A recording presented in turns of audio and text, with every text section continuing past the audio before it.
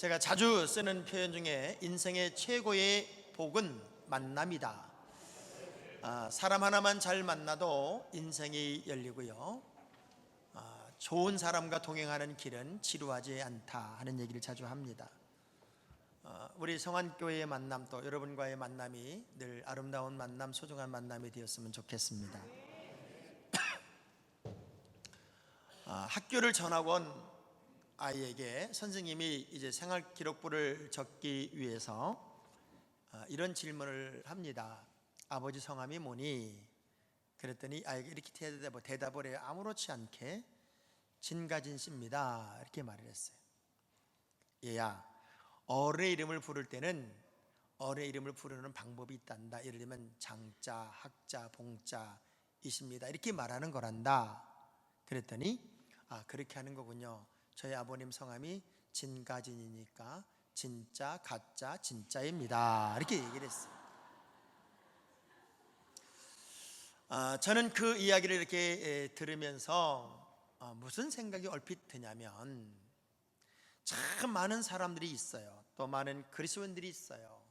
진짜인지 가짜인지, 도대체 진짜인지 가짜인지를 모르겠어요.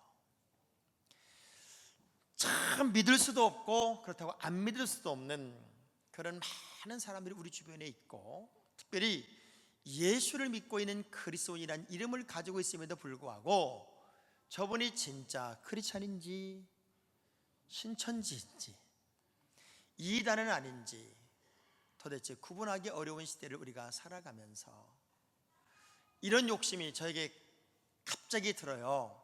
우리 성안교회에 속한 믿음의 식구들은 진짜였으면 좋겠다. 그리고 바른 길로 가는 기준이 분명한 성도였으면 좋겠다 하는 그런 마음이 얼마나 강하게 들었는지 몰라요. 제가 여러분에게 이렇게 여쭤볼게요. 진짜 예수 잘 믿고 싶죠? 그리고 세상 어떤 곳 어떤 자리에 가도 인정받는 특별한 한 사람이 여러분이고 싶지요?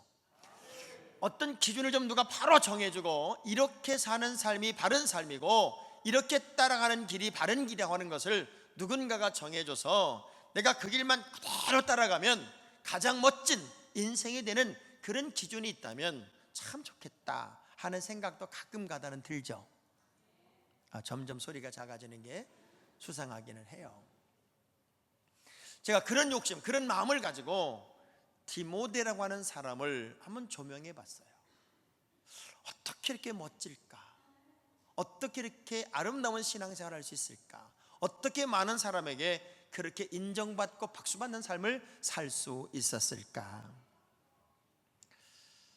바울의 1차 전도 여행 중에 만났던 영원히 잊을 수 없는 특별한 사람 하나가 디모데라고 하는 사람이었어요. 이 디모데라는 사람은 루스드라에서 만났어요. 이 루스드라에서의 바울의 추억은 남에서 안진뱅이 된 사람을 일으켰다고 하는 그 죄목으로 사람들에게 돌에 맞아서 성 밖에 죽은 줄 알고 버려졌던 정말 아픈 기억과 함께 있는 지역이 이 루스드라라고 하는 지역, 지금의 터키 땅이죠. 근데 2차 전도여행을 떠나면서 그 루스드라를 다시 방문하지 않으면 안 되는 바울의 마음이 있었어요. 그 이유는 그렇게 처음 1차 전도 때 만났던 디모데라는 사람을 다시 만나서 그 사람과 평생 같은 동역자로서의 사명의 길을 가고 싶었기 때문에 이 디모데를 만나기 위해 루스드라라고 하는 곳으로 들어가게 됐고, 거기서 그에게 할례를 주고 그와 동행하는 시작을 하는 장면이 바로 오늘 본문의 이야기이기도 해요.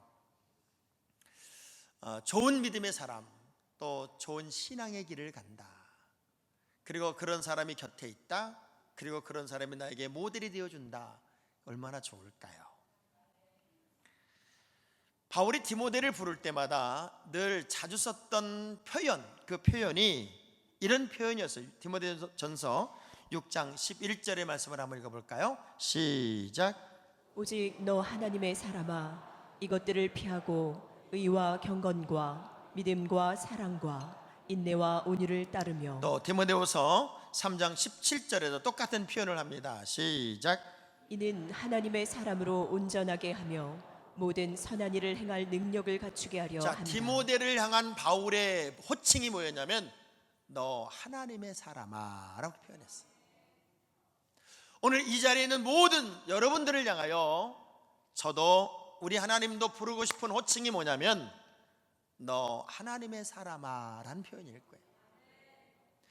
하나님의 사람이라면 하나님의 사람다움이 있어야 뭔가 특별하게 인정을 받게 되고 박수를 받지 않겠습니까? 또 로마서 16장 21절에 보면 이 디모데를 표현하는 또 다른 표현이 뭐였냐면 이거였어요. 시작. 나의 동역자 디모데와 나의 친척 누기오와 야손과 소시바더가 너희에게 문안하느니라. 또 고린도서 4장 17절에도요. 시작. 이로 말미암아 내가 주 안에서 내 사랑하고 신실한 아들 디모데를 너희에게 보내었으니. 자, 디모데를 표현한 네 단어가 있어요. 동역자, 신실한 나의 아들, 너 하나님의 사람, 너 하나님의 사람이었어요.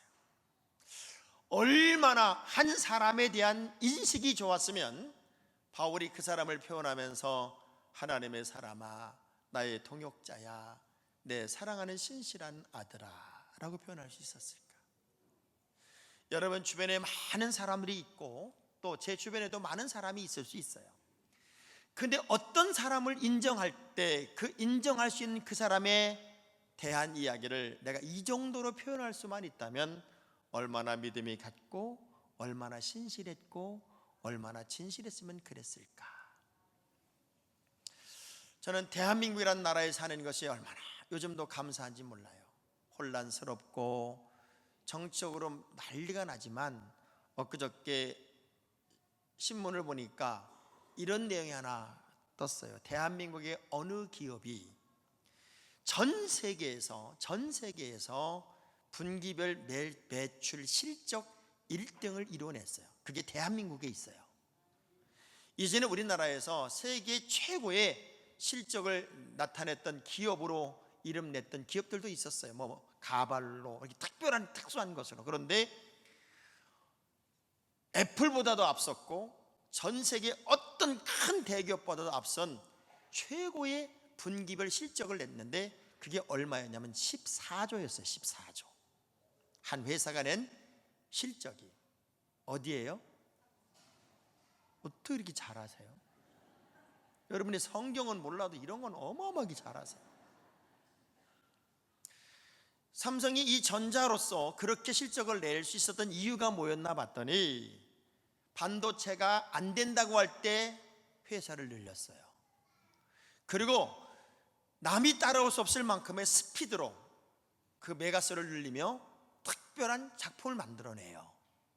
그래서 아무도 할 수 없었던 그 일들을 앞서서 감당해내며 치고 나갔던 일들이 바로 오늘의 열매를 냈다. 그런데 더 놀라운 건 그 회사의 최고 총수가 감옥에 가 있어요.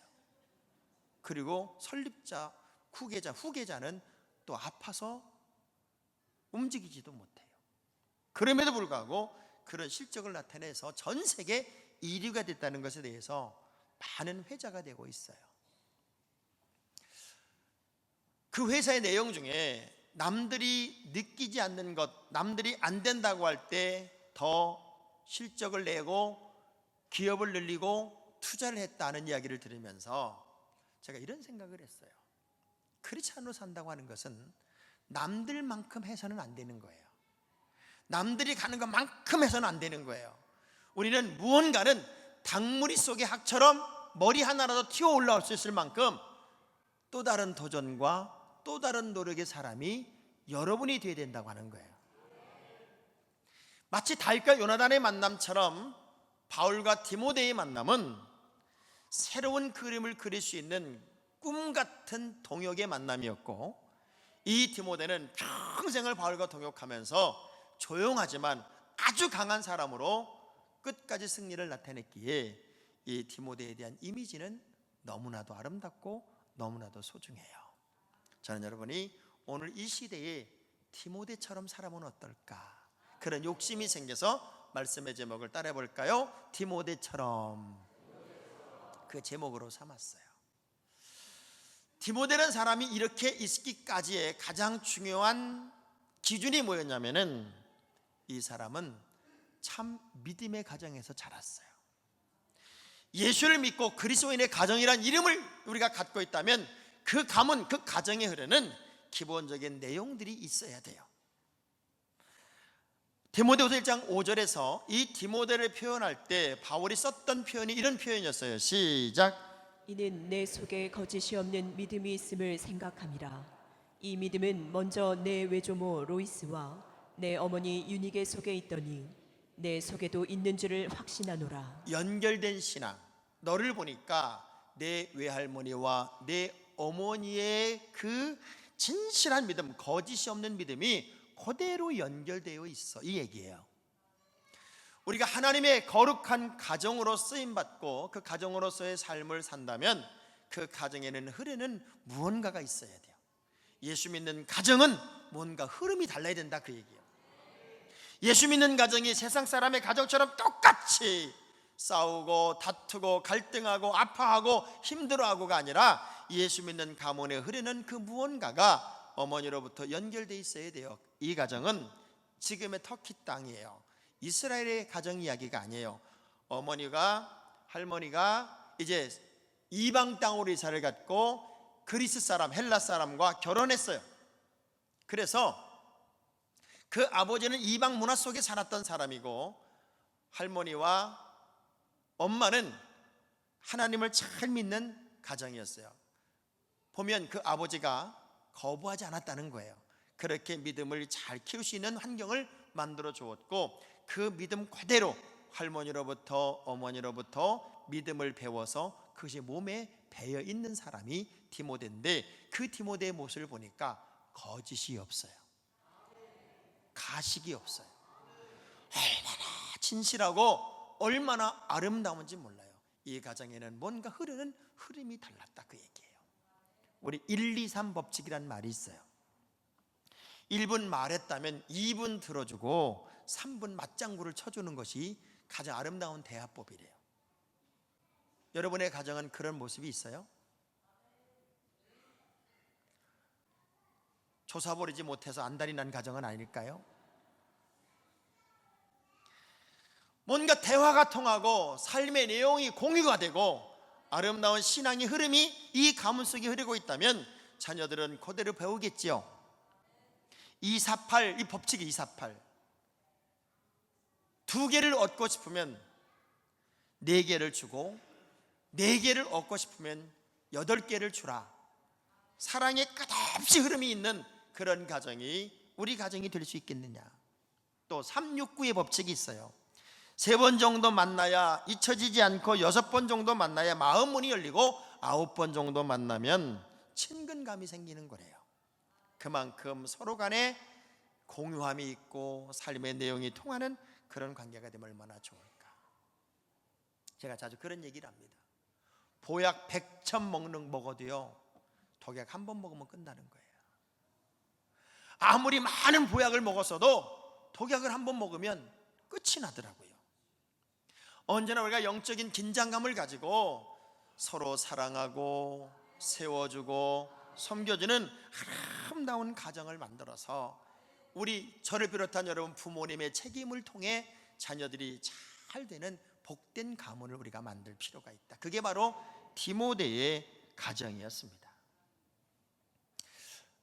바울이 베드로를 막 야단쳤던 적이 있었어요. 어떤 때 야단을 쳤냐면 이방인들과 이렇게 식사를 하다가 유대인들이 오니까 부끄럽다고 여겼던 이 베드로가 그 사람들과 식사하던 자리를 조용히 떠나는 장면을 보고 이렇게 야단을 칩니다. 당신은 유대인으로서 유대인답게도 살지 못하면서 어떻게 이방인들에게 유대인처럼 살라고 강요를 하느냐. 그런 당신은 틀렸어. 쉽게 말하면 우리가 부모로서 부모의 자리를 잘 지키는 것, 그것이 자녀들의 미래가 될 수 있다. 저는 디모데 이야기를 통해서 선한 영향력을 끼칠 수 있는 좋은 부모가 여러분이 되어주기를 주의 이름으로 축원합니다. 더 놀라운 건 그렇게 살아온 이 디모데는 루스드라뿐만 아니라 이고니온에서도 모든 형제들에게 칭찬을 받았대요. 우리 크리스찬들의 삶은 어디를 가도 인정을 받고 칭찬을 받고 세워지는 사람이 되어야 돼요. 디모데의 특별한 성품은 주변의 모든 사람뿐만 아니라 주변 도시에까지도 소문이 나서 주변 도시의 사람들마저도 이 디모데에게 박수를 쳐줬다, 그 얘기. 전 여러분이 어느 자리에 있든지 간에 그것이 직장이 됐든 교회가 됐든 학교가 됐든 어떤 단체가 됐든 여러분이 있는 자리에서 여러분들은 좀 박수를 받고 칭찬을 받았으면 좋겠어요. 예수 믿는 사람들에게는 그것이 굉장히 중요한 거예요. 왜? 우리 그리스도의 향기이고 그리스도의 편지예요. 근데 예수 믿는 사람들이 악취를 풍기고 예수 믿는 사람들이 손가락질을 당하고 예수 믿는 사람들이 욕을 먹으면 전도도 안 될 뿐더러 하나님의 영광이 될 수가 없어요. 최초의 초대교회 7 집사를 선택하는 기준이 그래서 뭐였냐면 사도행전 6장 3절의 말씀을 보면 이거였어요. 시작. 형제들아, 너희 가운데서 성령과 지혜가 충만하여 칭찬받는 사람 7을 택하라. 칭찬받는 사람을 선택하라는 거예요. 칭찬. 우리 옆 사람 하이파이브 하면서 우리 칭찬 좀 받고 삽시다.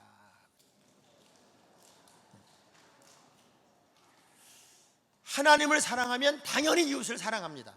맞죠? 근데 이웃을 사랑하기 때문에 하나님을 사랑하는 건 아니에요. 하나님을 사랑하면 이웃을 당연히 사랑하는 거지만 내가 이웃을 무지하게 사랑하니까 하나님 사랑한다? 그건 아니란 말이에요. 우리가 보약을 입으로 먹는 보약은 한약이지만 귀로 먹는 보약은 칭찬이다, 그런 말이 있어요. 어디를 가든 누굴 만나든 우리가 칭찬 듣는 삶을 산다는 건 얼마나 큰 은혜이고 얼마나 큰 복일까. 애석하게도 우린 칭찬 듣는 일에 또 칭찬하는 일에 인색한 시대를 살아갑니다. 오늘 우리 시대에서 칭찬하는 사람이 그렇게 많지 않아요. 또 칭찬받는 사람도 많지 않아요. 그 이유는 어떤 의미를 갖냐면 조금만 잘하면 칭찬받을 수 있다, 그 얘기예요. 똑같이 살기 때문에 칭찬할 일도 칭찬받을 일도 없는데 조금만 잘하면 그만큼 칭찬도 많아져요. 요즘에 대통령과 영부인을 칭찬하는 내용을 제가 봐요. 뭘 그렇게 칭찬하나 봤더니 굉장한 걸 칭찬하는 게 아니에요. 식판 들고 줄 서서 밥 먹는 거, 그리고 윤희상 무덤에 가서 이제 나무 갖다가 심는 거, 그리고 다른 이전에 대통령이 전혀 하지 않았던 낮고 또 낮은 섬세한 일들을 조금 해나가는 거, 그런 거에 대해서 엄청나게 이슈가 되고 회자가 돼요. 사실 대통령은 그것으로 박수받고 인정받고 그것으로 잘했다, 그런 자리는 사실은 아니에요. 대통령이 국가 경영을 너무나 잘해서 세계 속에서 대한민국의 위상을 높이고 그리고 안보를 튼튼히 하고 이런 것으로 크게 인정받고 칭찬받는 게 사실은 맞지만, 이전 대통령이나 영부인들이 하도 그런 걸 안 해버릇해가지고 그런 소소한 것들, 작은 것들에 대해서 이슈가 되고 박수를 받고 칭찬을 받는 모습을 보면서 조금은 아쉽기도 하지요. 그만큼 칭찬받을 일들을 안 했다, 그 얘기예요. 다시 우리 성안교회 교인들이 곳곳에서 예수 믿는 사람다움이 좀 나타나서 칭찬도 받고 박수도 받고 인정도 받는 일들이 좀 나타났으면 좋겠어요. 예수 믿는 사람들이 욕먹으면 안 되잖아요. 9월 30일부터 10월 9일까지 여러분 잘 알죠? 10일간 연휴, 추석 연휴. 아마 그날만 기다리고 있는 사람이 있을지도 몰라요. 학교 같은 경우는 월요일날 하루가 이제 공휴일이 아니어서 대량 이제 공휴일을 만들 거다 하는 생각을 다 한대요. 그리고 또 우리나라에서 뭐 그날 하루 그냥 임시 공휴일로 정해서 열흘 동안 쫙 놀리자. 그것 때문에 문제가 생긴 게 뭐냐면 그 이전에 결혼하려고 했던 여자들이 다 10월 9일 이후로 연기하기로 했대요. 왜냐하면 그 이전에 결혼하면 그 긴 열흘 동안 시댁가 있어야 되기 때문에 그게 너무 힘이 들다고 결혼을 10월 9일 이후로 다 뒤로 미루는 바람에 큰일이 날 지경이래 지금. 어쩌면 그렇게 잔머리들이 잘 돌아갈까요? 어쩌면 그렇게도 똑똑할까요? 우리는 생각도 못하는 걸 이 젊은이들은 다 해내고 있어요. 진정으로 칭찬받는다고 하는 것, 그게 어떤 의미일까? 로마서 14장 18절의 말씀을 보면 시작. 이로써 그리스도를 섬기는 자는 하나님을 기쁘시게 하며 사람에게도 칭찬을 받느니라. 네, 예수를 잘 섬기는 사람은 당연히 사람에게도 칭찬받아야 되고 칭찬받는 삶을 살아야 돼요. 어찌 아멘이 조그매져요? 미국의 심리학자 윌리엄 제임스라고 하는 사람이 이런 얘기를 했어요. 생각을 조심해라. 그것은 말이 되기 때문이다. 말을 조심해라. 그것은 행동이 되기 때문이다. 행동을 조심해라. 그것은 습관이 되기 때문이다. 습관을 조심해라. 그것은 인격이 되기 때문이다. 인격을 조심해라. 그것은 인생이 되기 때문이다. 이런 말을 했어요. 우리가 소소한 것 하나라도 정말 섬세하게 생각을 하고 디모데처럼 어디를 가든 인정을 받고 칭찬을 받는데 그 칭찬이 도시를 넘을 만큼, 지역을 넘을 만큼 칭찬의 폭이 넓어지는 그 한 명이 여러분이 되었으면 좋겠어요. 마지막으로 그는 온전하게 하나님께 드려진 사람입니다. 디모데는 바울과 함께 떠나기 직전에 할례를 받아요. 유대법은 할례는 난지 8일 만에 받는 게 유대법이었어요. 할례를 받는다는 것은 그만큼 고통스러운 시간을 갖는다는 거고, 바울이 1차 전도여행을 끝냈을 때 구원의 문제는 할례나 무할례나 이 문제가 딱 터졌을 때 구원의 문제는 할례 받았느냐 안 받았느냐 이 문제가 아니고 믿음의 문제라는 결론이 이미 나여 있던 상태였어요. 그래서 디모데는 절대 할례 받지 않아도 아무 문제가 없어요. 그런데 유대 율법을 따르는 사람들 중에는 그걸 가지고 시비를 걸고 말을 하고, 아니 하나님 일을 한다는 사람이 할례도 받지 않은 사람을 데리고 다니면서 무슨 일을 한다는 거야, 이렇게 말할 수 있는 여지를 근본적으로 제거하기 위해서 디모데가 할례를 받아요. 갈라디아 5장 6절의 말씀을 보면 할례나 무할례의 문제는 구원의 문제와 사역의 문제와 아무 관계가 없었어요. 시작. 그리스도 예수 안에서는 할례나 무할례나 효력이 없으되 사랑으로서 역사하는 믿음뿐이니라. 네. 오직 믿음으로만 구원받는다는 사실을 알고 있었어요. 그럼에도 불구하고 유대인들을 대상으로 해서 조금이라도 어떤 논쟁거리가 되거나 걸림돌이 될 것을 아예 제거해버리고 이제 디모데는 사역으로 출발하게 돼요.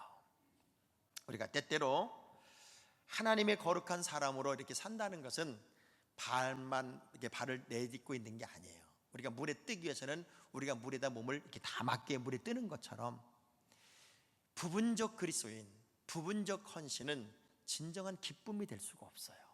여러분, 부부가 결혼하게 살면서 내가 우리 신랑을 조금만 사랑해야지, 내가 요만큼만 신랑에게 아내 역할을 해줘야지, 내가 요만큼만 신랑의 역할을 해야지, 그리고 부분적인 부부가 된다면 그 부부는 행복이 없어요. 내가 그리스도 안에 들어왔다고 하는 것도 조금만 들어가야지, 그러면 재미가 없어요. 쑥 들어올 때 행복이 있어요. 그래서 이 디모데는 온전한 하나님의 사람이에요. 결혼 못하는 사람들, 결혼 안 하는 사람들 특성을 좀 가만히 봐봐요. 왜 결혼 안 해요? 골라야 됩니다.